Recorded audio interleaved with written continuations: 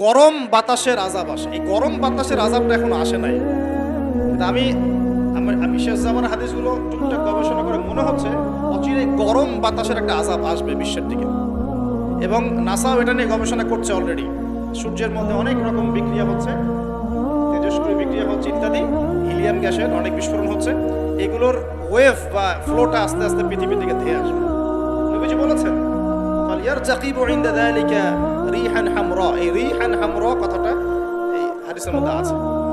তিরমিজির 2211 নম্বর হাদিসে এটা আছে।